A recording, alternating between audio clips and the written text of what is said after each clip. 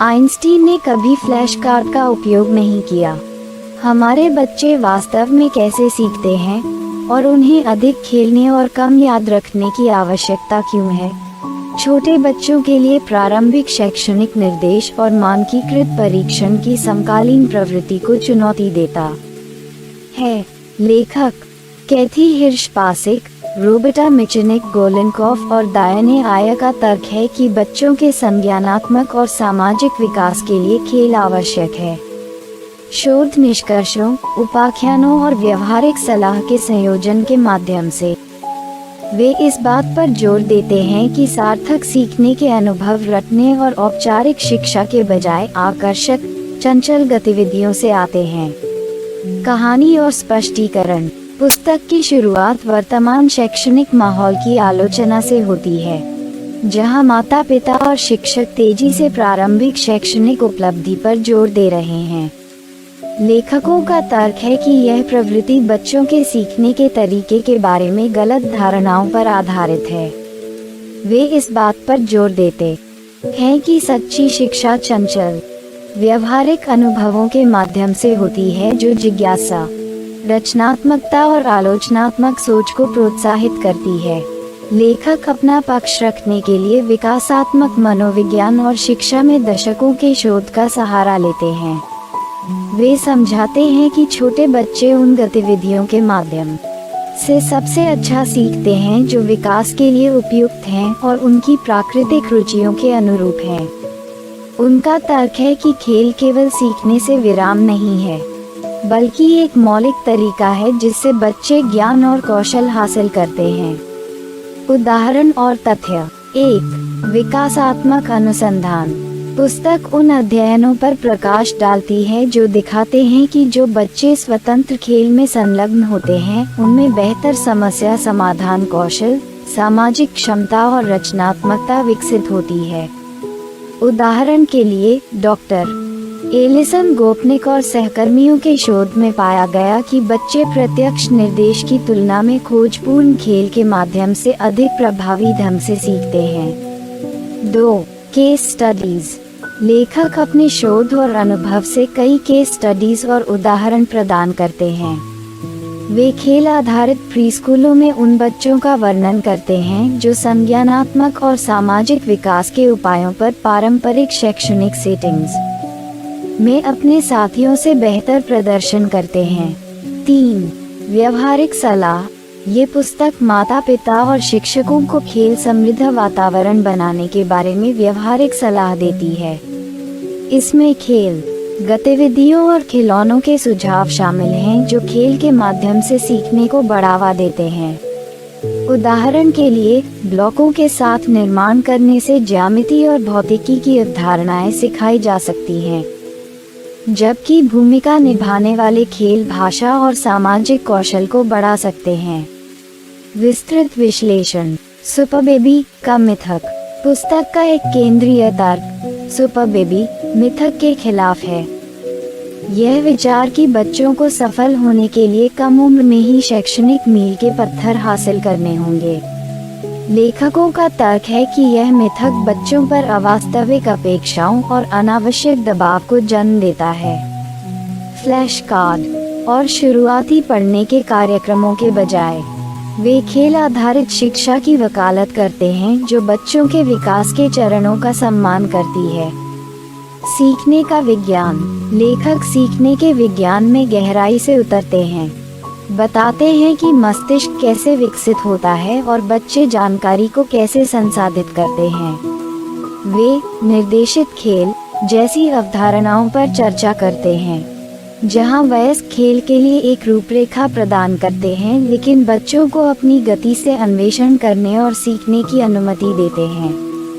ये दृष्टिकोण सीखने के प्रति प्रेम को बढ़ावा देता है और बच्चों को सक्रिय, व्यस्त शिक्षार्थी बनने के लिए प्रोत्साहित करता है।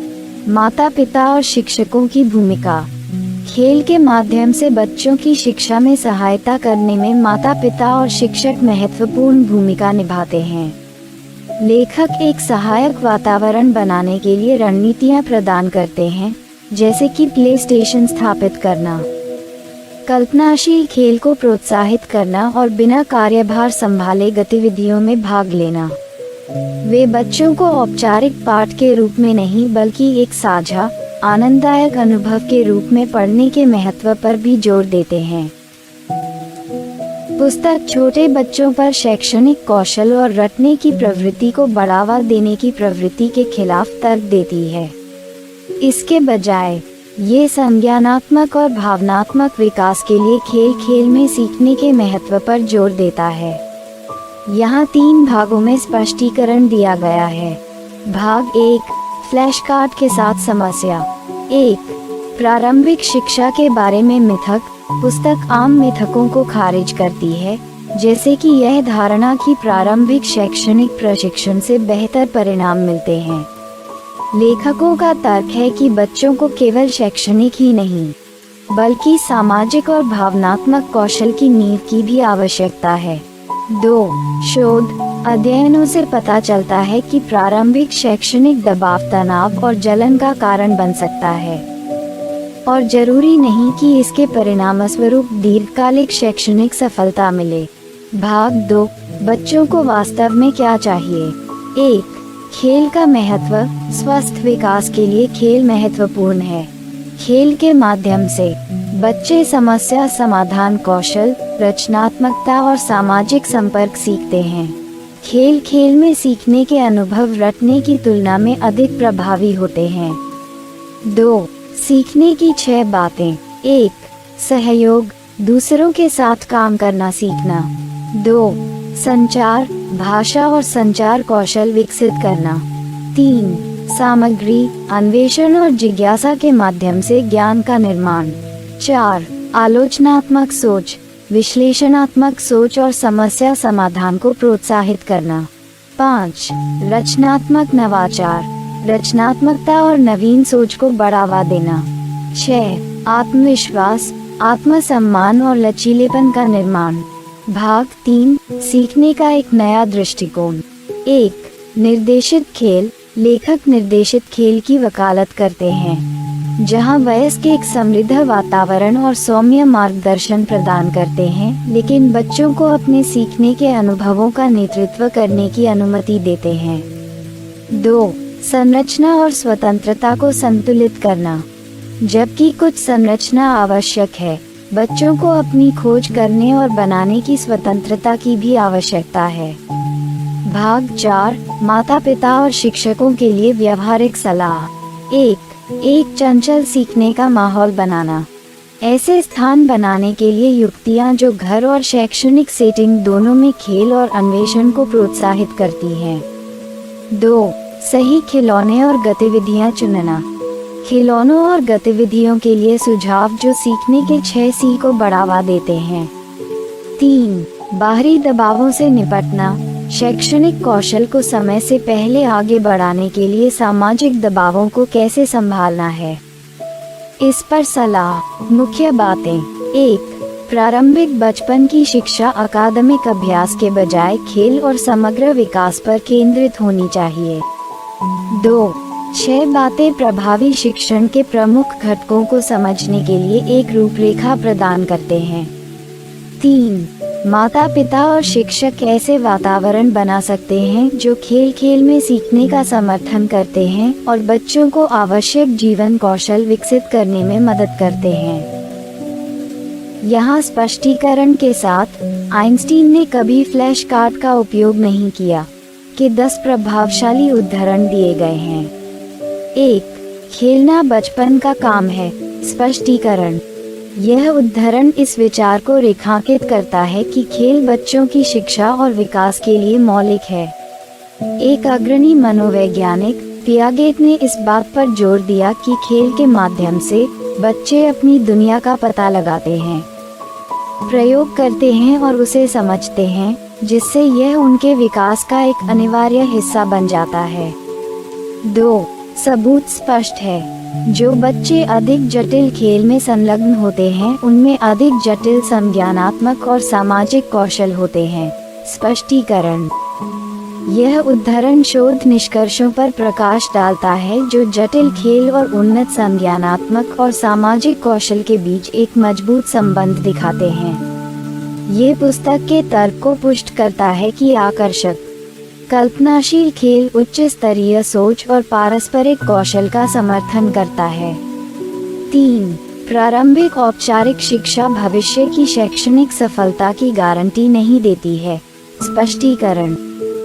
यह उद्धरण इस धारणा को चुनौती देता है कि प्रारंभिक शैक्षणिक निर्देश दीर्घकालिक सफलता के लिए महत्वपूर्ण है। इससे पता चलता है कि औपचारिक शिक्षा का प्रारंभिक संपर्क उतना फायदेमंद नहीं हो सकता है जितना पहले सोचा गया था और खेल जैसे अन्य कारक अधिक प्रभावशाली हैं। 4. बच्चे तब सबसे अच्छा सीखते हैं जब वे ऐसी गतिविधियों में लगे होते हैं जो उनके लिए सार्थक और आनंददायक होती हैं। स्पष्टीकरण। यह उद्धरण शैक्षिकी गतिविधियों को बच्चों की रुचियों के साथ जोड़ने के महत्व पर जोर देता है। जब बच्चों को सीखना आनंददायक और प्रासंगिक लगता है, तो उनके गहराई से जुड़ने और जानकारी को बनाए रखने की अधिक संभावना होती है। 5. अन्वेषण और समस्या समाधान के माध्यम से सीखने की तुलना में रटकर याद करना कम प्रभावी है। स्पष्टीकरण। यह उद्धरण सीखने के उन पारंपरिक तरीकों की आलोचना करता है जो बिना समझे याद करने पर ध्यान केंद्रित करते हैं। ये सीखने के उन दृष्टिकोणों की वकालत करता है जिनमें अन्वेषण और समस्या समाधान शामिल है, जो गहन, सार्थक सीखने के लिए अधिक प्रभावी हैं। 6. खेल बच्चों को उनके संज्ञानात्मक, सामाजिक और भावनात्मक कौशल का अभ्यास करने और निखारने के लिए संदर्भ प्रदान करता है। स्पष्टीकरण। यह उद्धरण खेल के बहुमुखी लाभों पर प्रकाश डालता है। खेल के माध्यम से बच्चे प्राकृतिक और आनंददायक सेटिंग में सोचने, दूसरों के साथ बातचीत करने और भावनाओं को प्रबंधित करने सहित कई प्रकार के कौशल विकसित कर सकते हैं। 7. शिक्षा बच्चों को मील के पत्थर हासिल करने के लिए प्रेरित करने के बारे में नहीं बल्कि उनकी स्वाभाविक जिज्ञासा को पोषित करने के बारे में होनी चाहिए। स्पष्टीकरण। यह उद्धरण शिक्षा के प्रति एक कठोर, मील का पत्थर केंद्रित दृष्टिकोण के विरुद्ध तर्क देता है। इसके बजाय ये बच्चों की सहज जिज्ञासा को बढ़ावा देने और उन्हें अपनी गति से सीखने की अनुमति देने की वकालत करता है, जो अधिक प्रामाणिक और प्रभावी सीखने का समर्थन करता है। 8. जिन बच्चों को खेल में खोज करने और जोखिम लेने के लिए प्रोत्साहित किया जाता है, उनमें लचीलापन और समस्या समाधान कौशल विकसित होने की अधिक संभावना होती है। स्पष्टीकरण। यह उद्धरण बच्चों को खेल के दौरान जोखिम लेने और अन्वेषण करने की अनुमति देने के लाभों की ओर इशारा करता है। इस तरह के अनुभव बच्चों को लचीलापन बनाने और समस्याओं को हल करने की उनकी क्षमता बढ़ाने में मदद करते हैं, जो भविष्य की सफलता के लिए महत्वपूर्ण कौशल हैं। 9. सीखने की खुशी पर प्रदर्शन करने का दबाव हावी नहीं होना चाहिए। स्पष्टीकरण। यह उद्धरण आनंदमय सीखने के माहौल को बनाए रखने के महत्व पर जोर देता है। ये प्रदर्शन के दबाव को उस आनंद और उत्साह को कम करने से सावधान करता है जो सीखने के अनुभवों के साथ होना चाहिए। 10. प्रारंभिक शिक्षा के लिए एक संतुलित दृष्टिकोण में खेल, अन्वेषण और शैक्षणिक गतिविधियों के लिए समय शामिल है। स्पष्टीकरण। यह उद्धरण एक सर्वांगीण शैक्षिकी दृष्टिकोण की वकालत करता है जो खेल, अन्वेषण और अकादमिक शिक्षा को एकीकृत करता है। ये पुस्तक के संदेश को दर्शाता है कि बच्चों को विविध प्रकार की गतिविधियों से लाभ होता है जो उनके समग्र विकास में सहायता करती हैं। ये उद्धरण सामूहिक रूप से पुस्तक के केंद्रीय संदेश पर जोर देते हैं। खेल छोटे बच्चों के लिए सीखने का एक आवश्यक और प्रभावी साधन है और शिक्षा को केवल औपचारिक शैक्षणिक उपलब्धि पर ध्यान केंद्रित करने के बजाय जिज्ञासा और रचनात्मकता को बढ़ावा देना चाहिए। निष्कर्ष। आइंस्टीन ने कभी फ्लैश कार्ड का उपयोग नहीं किया। प्रारंभिक बचपन की शिक्षा पर पुनर्विचार करने के लिए एक सम्मोहक आह्वान है। खेल के महत्व पर जोर देकर लेखक सीखने की एक ऐसी दृष्टि प्रस्तुत करते हैं जो आनंदमय, आकर्षक और प्रभावी है। वे माता-पिता और शिक्षकों को प्राकृतिक सीखने की प्रक्रिया पर भरोसा करने और बच्चों को अन्वेषण, कल्पना करने और बढ़ने के लिए समय और स्थान प्रदान करने की चुनौती देते हैं। अंत में, पुस्तक प्रारंभिक शिक्षा के लिए एक संतुलित दृष्टिकोण की वकालत करती है जो रटने और याद करने और प्रारंभिक शैक्षणिक निर्देश पर खेलने और विकासात्मक रूप से उपयुक्त सीखने के अनुभवों को प्राथमिकता देती है। यह छोटे बच्चों की शिक्षा और देखभाल में शामिल किसी भी व्यक्ति के लिए एक मूल्यवान संसाधन है, जो सीखने के प्रति प्रेम को बढ़ावा देने के लिए सैद्धांतिक अंतर्दृष्टि और व्यावहारिक मार्गदर्शन दोनों प्रदान करता है। धन्यवाद। यदि आप हमारी मेहनत की सराहना करते हैं तो कृपया इस पोस्ट को लाइक और शेयर करें और हमारे चैनल को सब्सक्राइब करें।